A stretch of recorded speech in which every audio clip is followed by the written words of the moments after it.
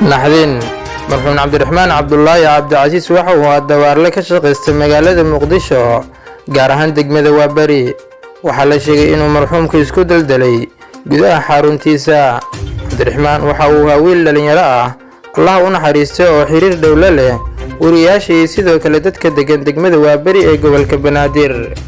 waxa uu ahaa wiil dabiicad wanaagsan sida ay sheegeen dhammaan ehelka iyo sidoo kale dadka cabdiraxmaan ay yaqaaneen. wararka warbaahinta tabisay ayaa lagu sheegay oo kaliya inuu cabdiraxmaan uu isdaldalay laakiin aan la xaqiijin sababta ka dambeysay. cabdiraxmaan waxaa lagu sheegay inuu lahaa laba xaas oo mid ka mid ah lagu ogaa midda kalena ay qarsooneed. allah u naxariistay marxuumka ayaa dadka qaar xogtiisa hoose la socday inoo sheegay in cabdiraxmaan uu ku furnaa buuq dhanka faamiliga ah taasoo keentay ugu dambeyntii inuu isdaldalo.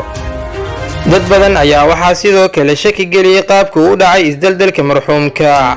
marka la fiiriyo sawirka waxaa ka muuqanaya xarigga meesha uu ku xiran yahay keliya inay tahay meel u nusbaar celin kara. halkaas waxaa is leeyihiin dadka qaar waa meel u baahan in dhowr su'aal la iska weydiiyo. xariggaan ma celin karaa cabdiraxmaan ama marxuumka?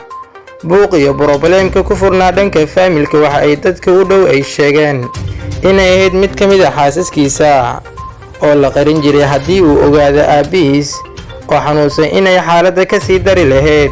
laakiin mid ka mid ah xaasaskiisa ayaa waxa ay ka gudbisay dacwad.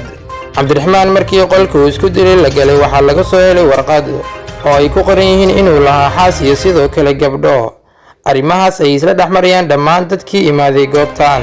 warqadda warqadan kuma qornaynba ani laba gabdhood aan dhalaa jirto oo roodi wax saasa la yiraahdo hala la socdo wallahi waa kan kulli waxaan hadda warkaan ma maqlay arrin family la sheegaya in la qasbay hatta la dalgalay oo si pressure la saaray hatta aad ma garan karno oo wax wala sameyn kara moogta laftirkeeda inta dukaanka hoos uga xanaan furaha waxaana arrinta weli ciidamada dambi baarista gaar ahaan booliska ayna ka soo saarin warbixin inkastoo goobta uu isku dilay ay xiran tahay ayna socdaan baaritaan. haddana qaabkii warbaahinta ay u tabinaysay ayaa ahaa oo keliya waxyaabihii ay dadka ay hadal hayeen.